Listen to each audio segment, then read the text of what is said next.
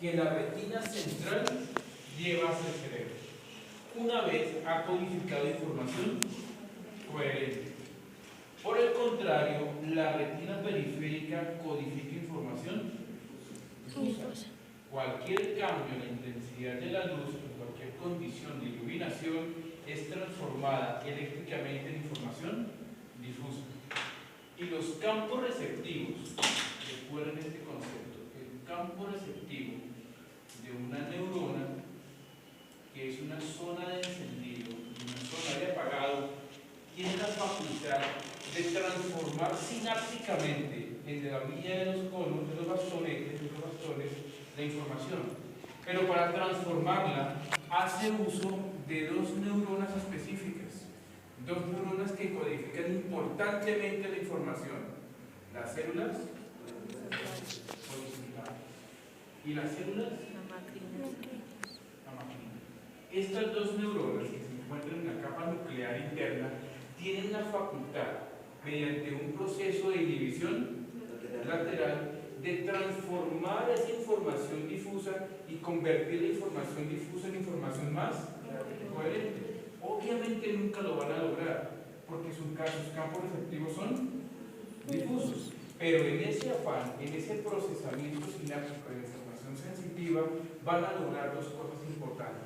La primera, transformar información difusa en información primaria para la detección del contraste. Y la segunda, las células amacrinas, al integrar grandes regiones de la retina periférica, van a percatarse que en el campo de visión los objetos se están moviendo. Y el movimiento, las células amacrinas saben de física. Fórmula de la velocidad. Espacio sobre tiempo. Las células amacrinas, al proyectar la información, las células tipo Y, van a ser sensibles y a la detección. Ellas reconocen que el objeto se está moviendo y reconocen una variación temporal en el tiempo de desplazamiento. Ellas detectan la velocidad de desplazamiento de un objeto, la detección para el movimiento.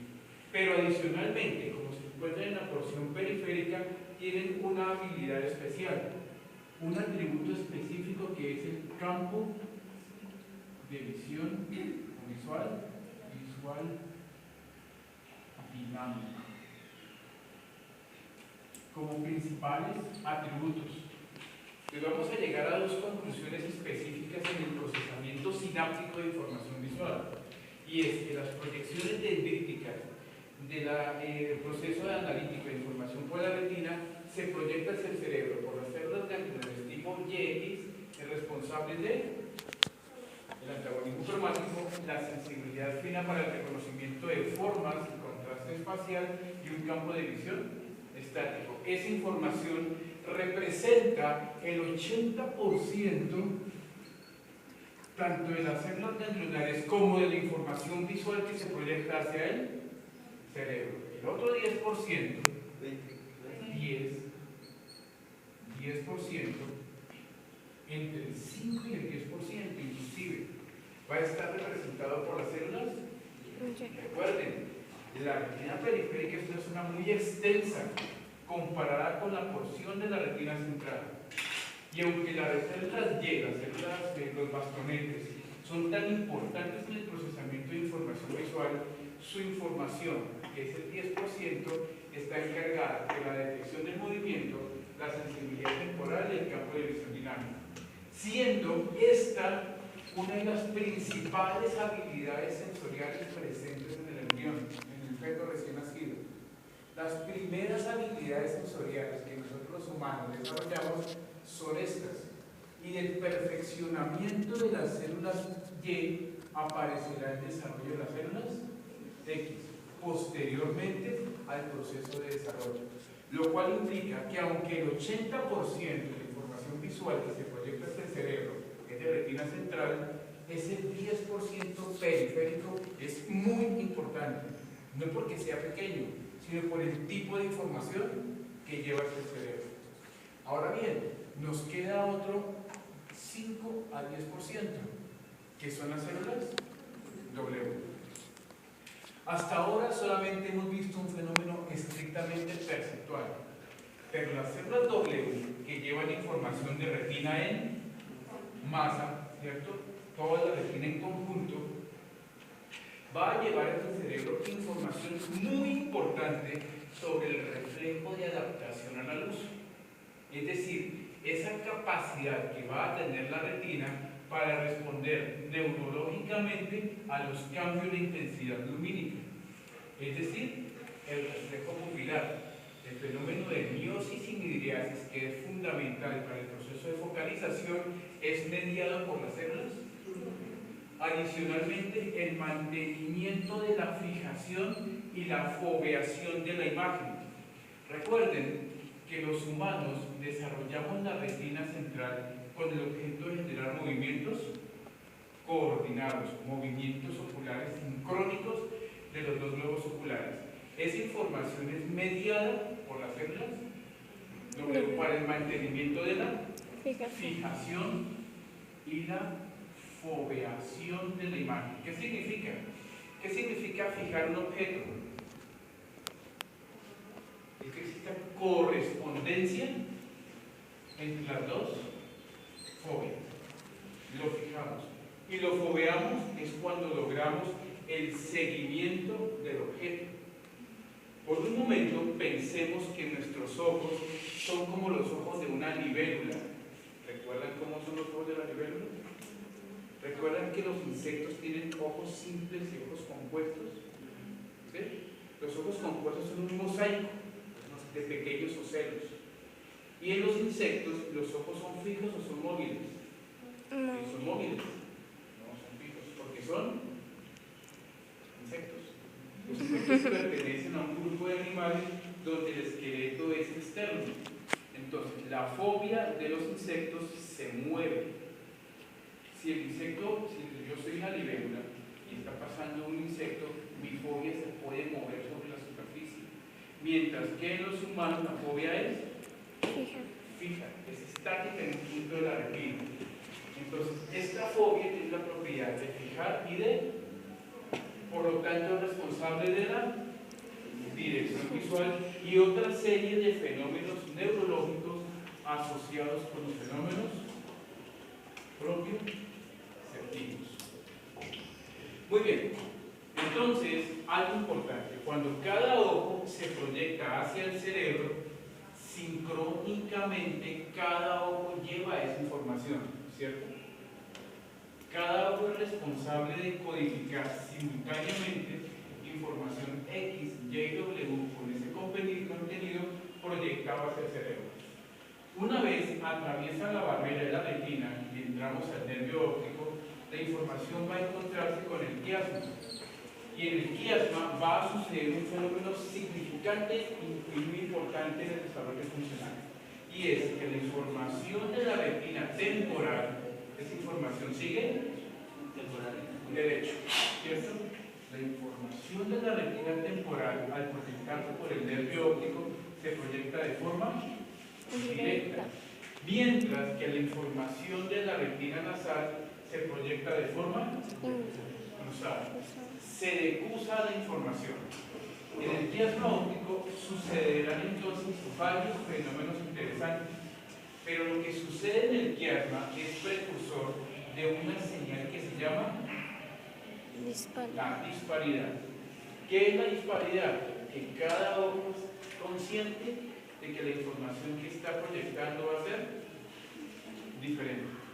Van a haber grandes diferencias o pequeñas similitudes o pocas similitudes o muchas similitudes y pocas diferencias en la manera como se proyecta la información, y esa información se va a representar ¿en dónde?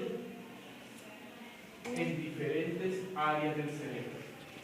Es decir, lo que habitualmente conocíamos como la vía retino-geniculo cortical, hoy en día está desplegada en diferentes subniveles y áreas de procesamiento.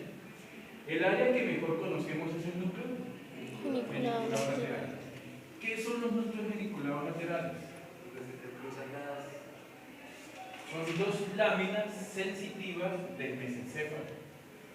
En los animales primitivos, el núcleo geniculado lateral era el equivalente a nuestro cerebro.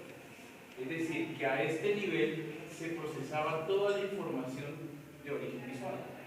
Pero los humanos tenemos ahora el núcleo geniculado como un escalón intermedio de procesamiento antes de que llegue la corteza visual primaria. ¿Cuál es la función del núcleo geniculado lateral? Primera función importante es mezclar e integrar la información de los dos ojos. Es la primera estación de relevo donde el cerebro integra la información de los dos ojos. En el núcleo geniculado lateral, estos atributos receptivos cobran valor y le va a dar un atributo específico antes de que llegue a la corteza visual primaria, siendo este el principal núcleo de proyección hacia el mesencéfalo. El segundo núcleo es el núcleo pregeniculado. Los núcleos pregeniculados son dos unidades sinápticas que están asociadas para un apoyo sensitivo para el núcleo geniculado lateral. ¿Qué significa eso? Que hacen una estación de relevo y de acompañamiento a los núcleos geniculados. Tubérculos cuadrigémenos superiores. ¿Han escuchado de ellos? Son muy importantes. Las aferencias sinápticas provenientes de la retina se decusan parcialmente en el quiasma óptico, se proyectan hacia el mesencéfalo. Y escuchen bien, antes de llegar al núcleo geniculado lateral, se desvían ipsolateralmente hacia los campos pregeniculados, proyectándose hacia el tubérculo cuadrigémino superior. Cada tubérculo cuadrigémino superior tiene un mapa dendrítico de la proyección sináptica de la retina. Ya conocen todo lo que la retina está viendo. Sus aferencias son responsables de tres cosas. Primera, la conducta visual motriz. Segunda, el control de los movimientos sacádicos. Tercero, la fijación y la foveación de la imagen. Los tubérculos cuadrigémenos superiores reciben aferencias para el control de los movimientos oculares. Recuerden, el tubérculo cuadrigémeno superior, ¿qué hace? Conducta visual motriz. Control de los movimientos oculares. Reflejos optocinéticos, los reflejos de generación de movimientos sacádicos. ¿Sí? Núcleos pregeniculados, los núcleos geniculados, ¿qué hacen? La parte perceptual.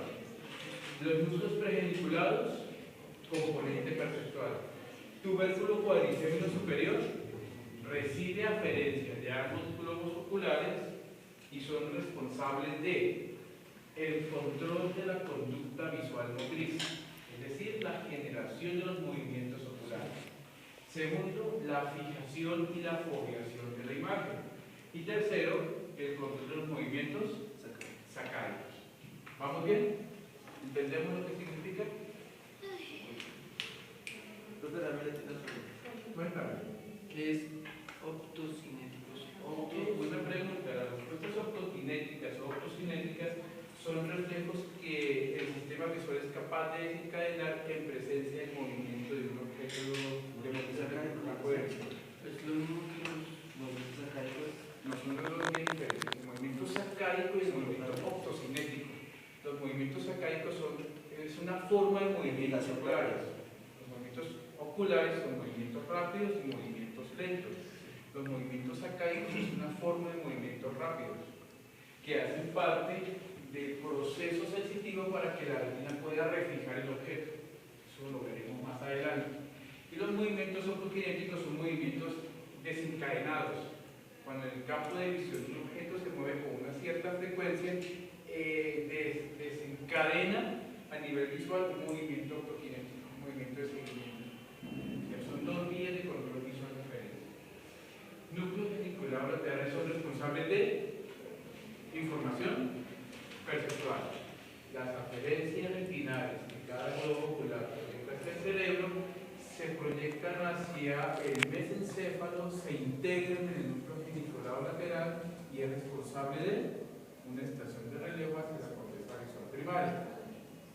Los núcleos pregeniculados son auxiliares para el control perceptual de la información. Los tubérculos cuadrigémenos superiores son dos masas que se encuentran en el cerebro medio y son encargados del control y la conducta visual motriz. Luego viene otro elemento, se llama el complejo nuclear pretectal. ¿Lo recuerdan? Yo creo que sí lo recuerdan. ¿Recuerdan los movimientos, respuestas pupilares? La vía aferente simpática y parasimpática. Recuerdan que cuando uno estudia pupila dice que algunas células sensitivas de la retina reciben información sobre cambios de iluminación. Esa información es proyectada por el nervio óptico, se excusa parcialmente en el quiasma y antes de llegar al núcleo geniculado lateral se decusa ipsolateralmente para hacer sinapsis en los núcleos pretectales. Cada núcleo pretectal codifica la información y la devuelve para hacer sinapsis en el tercer par, en el núcleo parasimpático de Edinger-Westphal, que por vía de los nervios ciliares se va a dirigir hacia el globo ocular para inervar la raíz del iris, el esfínter de la pupila. ¿Recuerdan?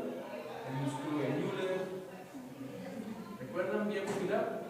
Entonces, algunas proyecciones retinales se van a proyectar hacia el complejo nuclear pretectal. ¿Responsable de qué?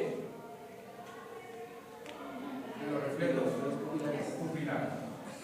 Estos son movimientos oculares y estos son respuestas pupilares. ¿Recuerdan esta sigla?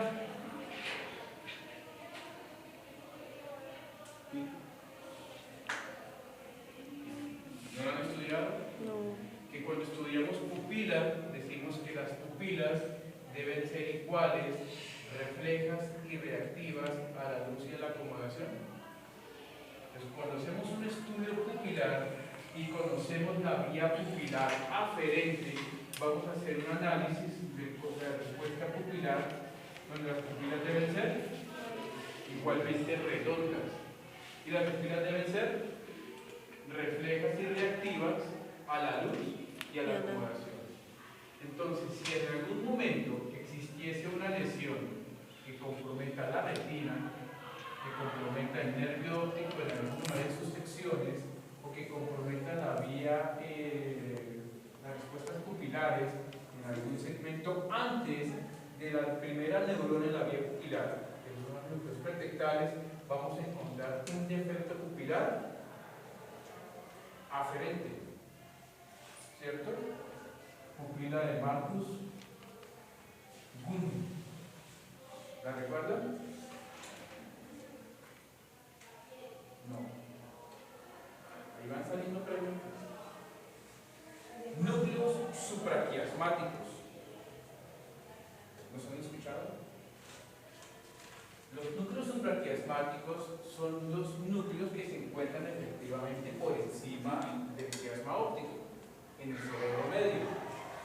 Algunas, escuchen bien, algunas aferencias retinales responsables de mediar los cambios de intensidad luminosa reciben aferencias de ambas retinas, se proyectan hacia el cerebro y reciben aferencias de ambas retinas, proyectándose hacia los núcleos responsables de los reflejos primarios para los ritmos circadianos. Ritmos circadianos. ¿Qué son los ritmos circadianos? ¿Han escuchado hablar de eso? Son los reflejos mediadores de la vigilia y el sueño. Reflejos mediadores de la vigilia y el sueño. Pregunta, ¿a qué hora se levantan las gallinas? Cuando sale el sol, ¿cierto? Cuando yo ilumino, las gallinas se levantan y comienzan a cacar. cacarear. ¿Y a qué hora se van a dormir? A las 7 de la noche. Cuando se va el sol, ¿cierto? Eso es un ritmo circadiano primitivo. En los humanos, en nuestra cultura, en nuestra civilización, nosotros tenemos ritmos circadianos. Por ejemplo, ¿qué horas son? 8:30. Van a ser las 8:20, ¿cierto? Y está haciendo hambre, ¿cierto? Es por ahí la merienda. Eso es un ritmo circadiano. ¿A qué hora nos vamos a dormir? ¿Cierto? Esos son ritmos, A la hora que son se ritmos circadianos. La hora del hambre, la hora del sueño. Entonces, la retina, nuestro sistema visual, le informa al cerebro sobre esos cambios en el ambiente. Y esos cambios en el ambiente, por vía cerebral, se va a comunicar con otras áreas corticales primarias que son mediadoras de los ritmos circadianos. Por ejemplo, el sueño. ¿Por qué dormimos los humanos? ¿Por qué necesitamos el sueño? Para descansar y para renovarse. ¿Y cuál es la hormona que regula el sueño? La serotonina. Pues la serotonina recibe información visual sobre esos cambios ambientales y está mediada por los núcleos supra y esmáticos. Núcleos paraventriculares. Los núcleos paraventriculares y los núcleos supraópticos tienen una respuesta de regulación endocrina. Imagínense, la vía visual no solamente sirve para ver, para conectar información perceptual del mundo visual, sino que la información luminosa le va a llevar a los núcleos paraventriculares, a los núcleos supraópticos, información para la regulación endocrina. ¿Qué les parece? ¿Qué tipo de regulación endocrina? Te damos la sensación de hambre, las sensaciones somatoestésicas están reguladas por información luminosa, por información visual. El sistema visual pulvinar, ese es muy interesante. Sistema pulvinar. No se sabe realmente cómo funciona. Los investigadores no tienen claridad sobre ello, pero han descrito por estudios electrofisiológicos que el sistema pulvinar es la única vía visual que proyecta información visual directa desde la retina hasta la corteza visual primaria, sin hacer escala en los núcleos geniculados laterales. Normalmente hemos entendido y hemos aprendido que la información de la vía visual es retino, genículo, cortical. Pero el sistema visual pulvinar es una vía de información retino, cortical. Es mediada o está asociada con el sistema visual residual para las personas invidentes. Es decir, que la retina o el sistema visual tiene una área de asociación retino-cortical en personas con discapacidad visual. Es una vía de apoyo. Y el sistema óptico accesorio corresponde a los núcleos de la vía motriz. El tercero, el cuarto y el sexto par craneal. La información motriz que se requiere, la información sensitiva que se requiere para la regulación de los movimientos oculares, está mediada por información retinal que se proyecta hacia esos núcleos y que naturalmente van a ser responsables de las fusiones, las versiones, los movimientos conjugados y los movimientos no conjugados del globo ocular. ¿Queda claro? ¿Qué significa eso? Que hay que estudiar mucho. Vean qué interesante. Hasta ayer habíamos estudiado la retina y entendíamos una complejidad en su estructura sináptica. Hoy hemos visto que la información que se proyecta hacia el cerebro realmente tiene muchos elementos, que no solamente la información de las células ganglionares pequeñas y doblero va a ser responsable de fenómenos perceptuales y elementos tan importantes como la percepción del color o la agudeza visual, sino que hay otras habilidades como la detección del campo de visión que van a estar mediadas por las células retinales. Sin embargo, la retina también controla el movimiento y el campo de visión dinámico. Y muchas de las aferencias retinales, las células W, van a ser responsables de fenómenos como la respuesta pupilar. Pregunta. El complejo nuclear receptor responsable de los movimientos de las respuestas pupilares recibe aferencias de las células X, Y o W. ¿Sí? ¿De cuál de las células? De las tres. De las X. No. Pongan atención. X, antagonismo cromático, sensibilidad de contraste fino y campo de visión estático. Y, detección de movimiento, sensibilidad temporal, campo de visión dinámico. W, reflejo a la luz, mantenimiento de la fijación y la fobiación de la imagen y dirección visual. Si yo les preguntara el complejo nuclear detectar que es responsable de la respuesta pupilar, recibe aferencia de qué tipo de células retinales? W. La W. ¿Recibiría de X? No, porque la X se va a proyectar por el núcleo pediculado. El núcleo supraóptico, responsable de la respuesta neuroendocrina. ¿De quién recibe aferencia? ¿Qué tipo de sistema? ¿X? No. ¿Y? No. ¿W? Claro, esta información no es perceptual. El sistema óptico accesorio, ¿de quién recibirá información? El sistema óptico accesorio va a estar controlando los movimientos oculares. Va a ser responsable de que el recto medio y el recto lateral se active o se inhabilite cuando estamos haciendo una aducción. Va a ser responsable de que el recto medio y el recto lateral estén asociados en una versión.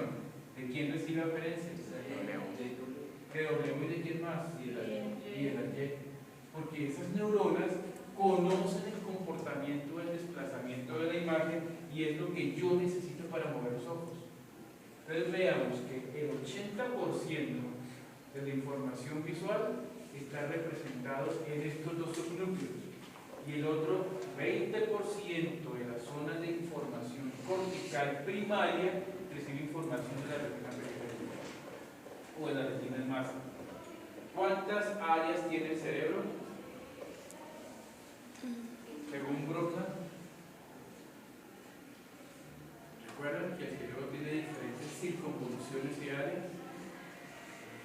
Para los fisiólogos es interesante entender que más del 70% de las áreas corticales reciben información visual.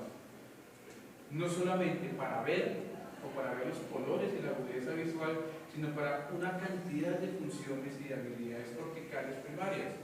Por ejemplo, la habilidad de un niño para escribir, la capacidad de un niño para desplazarse, la habilidad del cerebro para la memoria, está representado en diferentes áreas de integración cortical. ¿Preguntas? Muchísimas. Esto genera muchas preguntas porque el tema que habla. Continuamos. Sí. Pero hay que hablar más sobre cada uno de esos esquemas. Entonces, la próxima semana el parcial lo vamos a hacer el día jueves. ¿Mejor? ¿O de una miércoles? No, jueves. Porque si es el jueves, entro el